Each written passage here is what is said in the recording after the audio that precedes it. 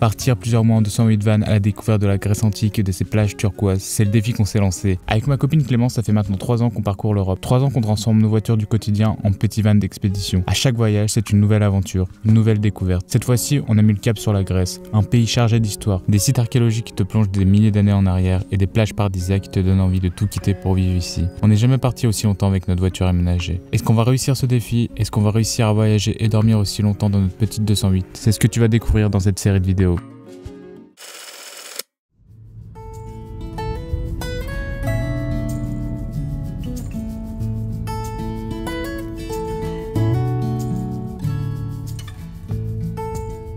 Joyeux matin, parti pour visiter un nouveau site archéologique. Alors je sais pas trop si c'est vraiment de la Grèce antique ou pas.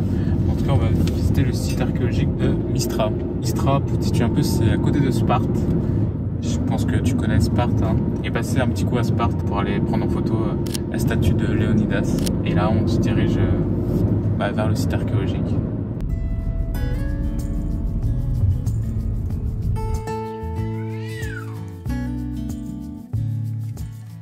Bienvenue à Mystra, une ancienne cité byzantine perchée sur une colline près de Sparte. En arrivant, je découvre un site immense, composé de ruines majestueuses qui dominent la vallée. En marchant dans ces ruelles pavées, j'imagine l'agitation de l'époque, les moines, les artisans, les soldats. C'est même dans cette ville que Constantin XI, le dernier empereur byzantin, a été couronné en 1449 avant de partir pour Constantinople. Et au sommet, la vue sur la plaine de Sparte est tout simplement spectaculaire.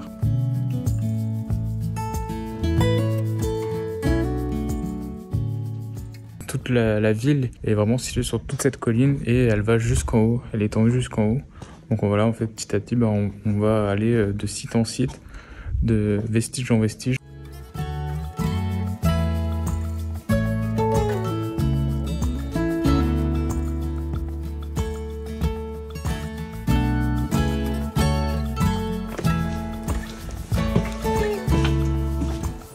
Elle est stylée l'entrée.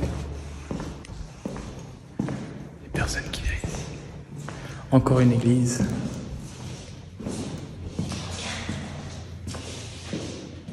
Ah, c'est le mauvais œil. C'est le mauvais œil. Oh, ça y ressemble bien. Là, on vient de reprendre la voiture en 3 niveaux, la fortification. Et du coup, pour le deuxième niveau et le dernier niveau, tout en haut de la colline, t'as un autre parking, parce que c'est quand même une colline assez haute, quoi. Ça y est, on arrive. Nous voilà un peu sur le toit de la Grèce, hein. On comprend un peu mieux pourquoi cette cité est un peu restée dans le temps, parce que comme elle est très peu accessible, du fait qu'elle soit en haut de sa colline, elle a pu résister aux guerres, etc.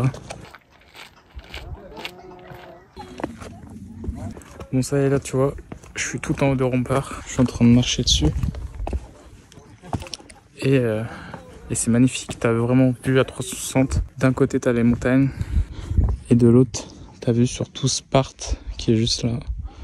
Et sur d'autres montagnes aux alentours.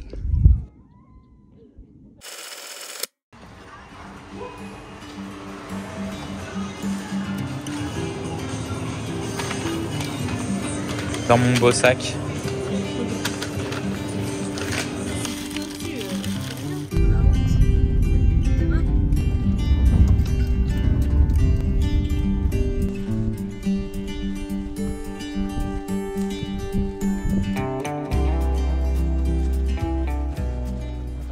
Bon, je sais pas si je t'ai encore dit, mais en gros là ça fait presque 1 mois et demi qu'on est en Grèce, ça passe vite. La nuit tombe de plus en plus vite. Là ce qui commence à être un peu chiant, c'est qu'on prend notre douche et il fait froid.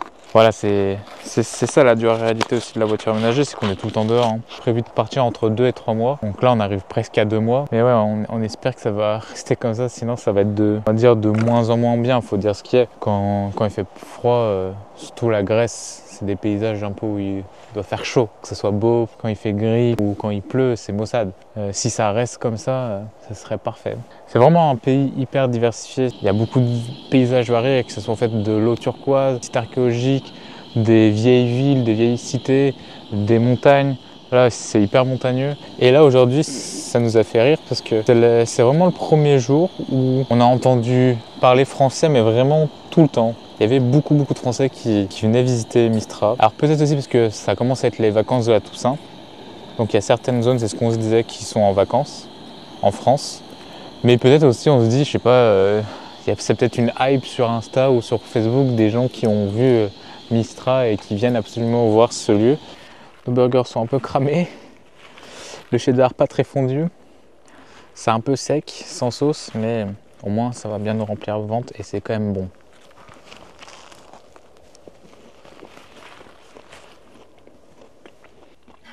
Et Clémence nous a fait une salade grecque.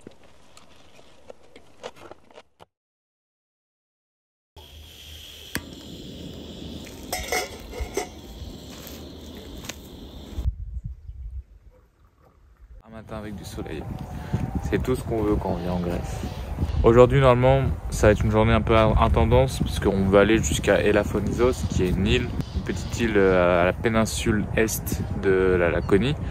Et c'est là où il y a une des plus belles plages, vraiment, je pense, du Péloponnèse. Il faut savoir sur cette île, c'est qu'il n'y a pas d'eau potable, donc il va falloir qu'on fasse toutes nos réserves en eau et aussi en nourriture, parce qu'il n'y a vraiment pas grand chose. Il y a quelques supérettes, il y a un camping, peut-être qu'on dormira un peu au camping. Il n'y a pas l'air d'avoir 1000 spots non plus pour dormir.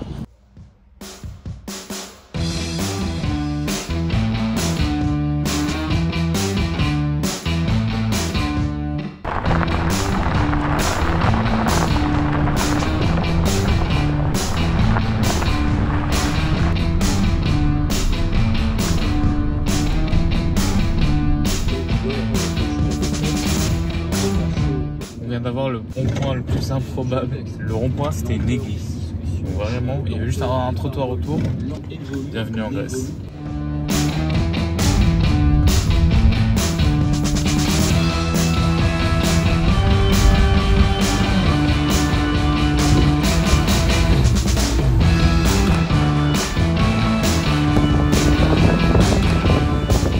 Bon, ça y est, on est bien arrivé sur l'île d'Elafonisos. Ça a l'air d'être très venteux, donc c'est un peu chiant pour aller à la plage. En fait, c'est pour cette plage qu'on est venu sur cette île. Pour l'instant, notre ressenti, c'est que ça fait un peu délabré dans le coin. C'est un peu tagué, enfin bref. Pour l'instant, on n'a pas une très bonne impression de cet endroit. Juste pour voir une plage, on n'est pas très content au final d'être venu jusqu'ici, parce qu'on a quand même payé 17 € de ferry. Il y a vraiment très peu d'endroits pour dormir. Limite, en fait, tu dors sur le parking d'un restaurant. Il te laisse dormir si tu viens y manger, ou sinon, en fait, il y a un camping. Et c'est celui où on est actuellement. Et c'est ultra cher. La dame, elle nous a fait payer 29 € pour une nuit. En plus, elle nous a compté de l'électricité alors qu'on n'est pas un van. C'est bien écrit que c'est en extra, mais elle voulait pas faire payer sans électricité, donc déjà super. Et aussi, l'autre inconvénient, c'est que l'eau n'est pas potable ici. En fait, on va se doucher à l'eau salée. Je pense qu'elle est juste filtrée. Voilà, parce qu'elle nous a dit on peut faire quand même notre cuisine et tout avec. Tout ça combiné fait qu'on est un peu passé du rêve à vraiment la réalité. Tu vois, c'est aussi ça. Des fois, tu vois des choses sur Instagram ou juste en photo et tu te dis ouais, trop bien, ça a l'air d'être trop beau. Et en fait, tu arrives à l'endroit, en fait, tu es un peu déçu.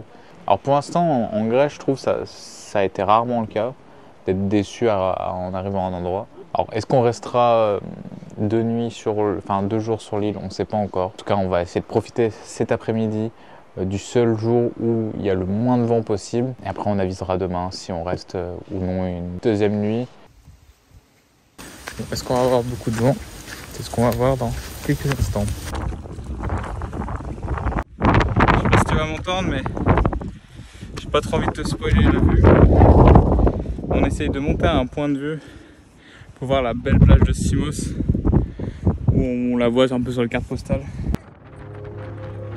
Malgré notre première impression plutôt mauvaise en arrivant sur l'île, on change vite d'avis en grimpant jusqu'au point de vue. Par contre, on a vraiment cru qu'on allait s'envoler. D'ailleurs, si tu es déjà venu ici en pleine saison pendant l'été, je suis curieux de savoir si tu avais autant de vent que nous.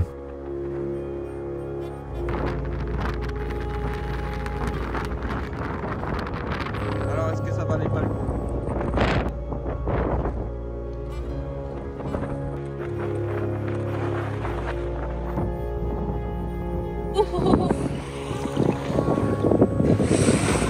On va tremper que les pieds, Clémence. Non, en vrai. On va se mettre dedans quand même. Ouais. Quand même, t'as vu comme elle est claire? Ouais. Oh. Allez. Oui. En tout cas, ça grappe d'être avec le sable là. Enfin. Ah ouais. Mais j'avoue, ici, sans vent et sous 40 degrés, j'y reste. Bon, allez. It's my turn. Elle est bonne, mais elle est froide quand même. Mais non. Ah, ça pour l'hypopète. Ah, je suis joli. frigorifiée toi aussi. C'est une eau des plus claires qu'on ait eues. Ah, elle est super claire. Ça fait vraiment effet Maldives quoi. Je suis jamais allé aux Maldives mais ça fait effet eau très cristalline. Elle est magnifique. Mais il y a trop d'eau. Ça faisait un peu gâcher l'expérience. Mais c'est pas grave, on y est quand même. On se baigne. On est le 23 octobre 2024 et on se baigne. C'est ça l'essentiel. Pendant qu'en France, il fait un temps tout pourri. Bon, ce soir, on a prévu d'aller se faire un pique-nique sur la plage avec Clémence. Et on va essayer d'aller voir le coucher de soleil. Il faut qu'on se dépêche parce que là, il est déjà 17h45. Et le soleil se couche environ à 18h30 maintenant. On est peut-être un peu en retard pour le coucher de soleil. C'était comme vous pouvez. Parfois, ce sont les instants les plus simples qui marquent nos vies. Un coucher de soleil qui embrase l'horizon, une plage déserte et un pique-nique improvisé. Dans ces moments-là, tout ralentit. On se rappelle que la beauté réside dans l'instant présent. Parce qu'après tout, le bonheur, c'est souvent aussi simple qu'un coucher de soleil.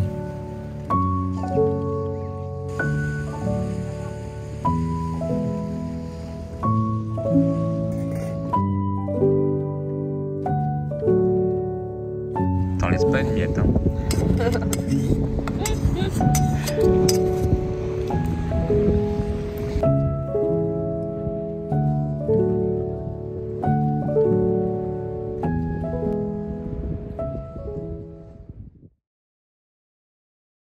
Bon, ça y est, il est temps pour nous de quitter l'île d'Elafonisos.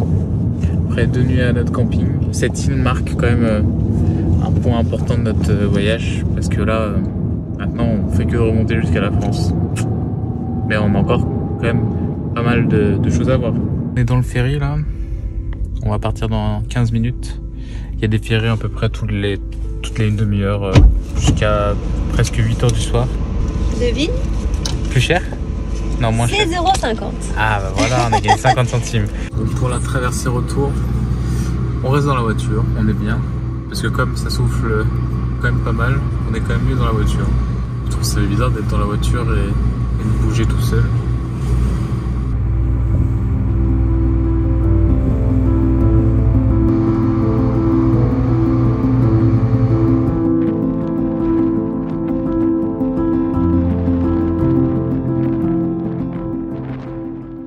On va au spot du soir et on va comme d'habitude à côté d'une chapelle et franchement c'est trop beau, on se croirait pas en Grèce. La chapelle. Par contre, on est vraiment au milieu de nulle part.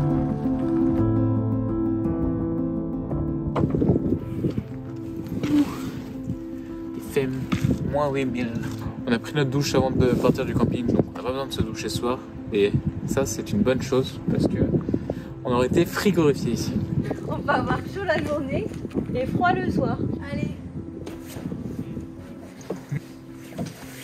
Par contre, en ce moment, qu'est-ce que tu parles dans ton sommeil? Ça va encore? Non, mais hier soir, mais je sais ce que je m'endors, mais tu me faisais que de me parler.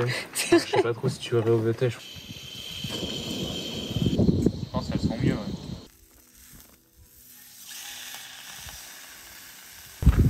Parfait pour la salade. Merci pour ce fromage. On bien quand même en face.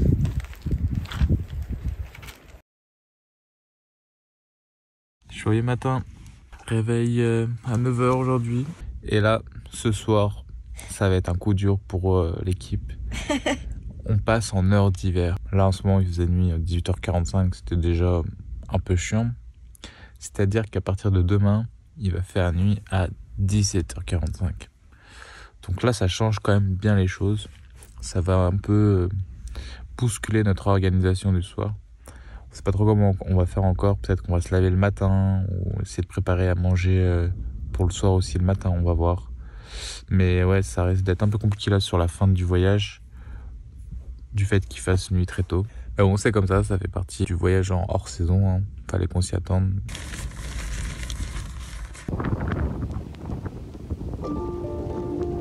Le matin, il est temps pour nous de quitter ces magnifiques montagnes. On remonte petit à petit la péninsule sud-ouest de la Laconie pour aller à la rencontre d'une autre ville fortifiée.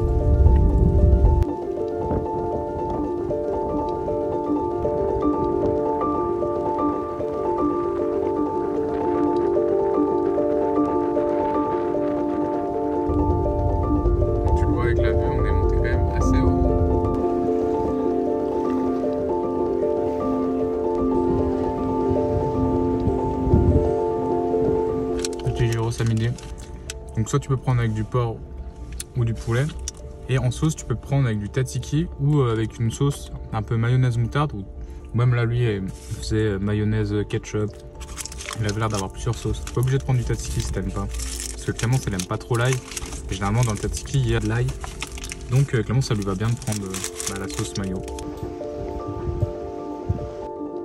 Monen Vazia, c'est une presqu'île spectaculaire, un immense rocher qui surgit de la mer Égée et qui est relié au continent par une étroite chaussée. Dès que je passe les remparts, je suis frappé par la beauté de la ville basse, des ruelles pavées, des maisons restaurées, des boutiques et des cafés charmants. On se balade actuellement dans les rues de Monen Vazia et en fait, il y a une espèce de grande presqu'île avec un énorme rocher, peu montagne, et sur le côté t'as la ville qui a été construite sur plusieurs niveaux.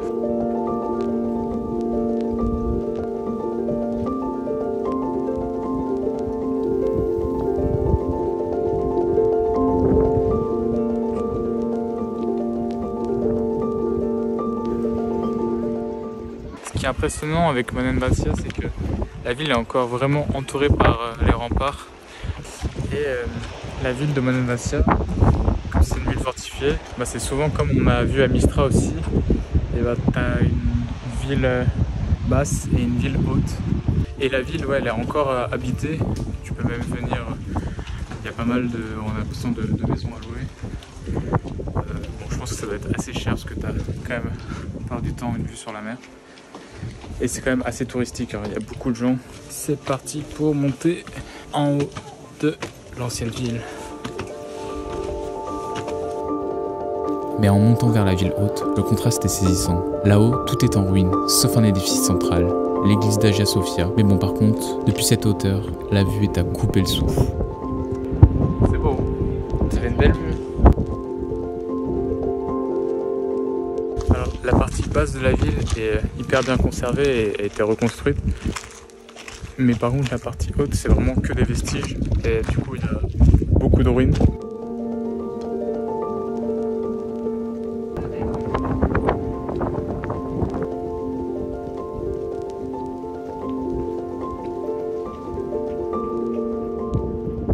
Si tu viens à Monen Vazia, fais pas comme nous, parce que nous, c'est vrai qu'on s'est pas du tout renseigné avant de venir. On savait même pas qu'il y avait une ville haute. Et du coup, tout le chemin est en pierre et elles sont assez glissantes. Et nous, comme tu peux voir, on est en birk. Juste des chaussures, ça suffit, mais c'est ce qu'il faut au minimum, quoi. C'est déjà la fin de cette vidéo, merci de l'avoir regardé jusqu'au bout. Comme d'habitude, n'hésite pas à chatouiller l'algorithme en laissant un commentaire ou un like, ça aide vraiment à soutenir mon travail. Je te donne rendez-vous dans 15 jours pour la dernière vidéo de cette série en Grèce. Sur ce, je te dis à bientôt, prends soin de toi, ciao.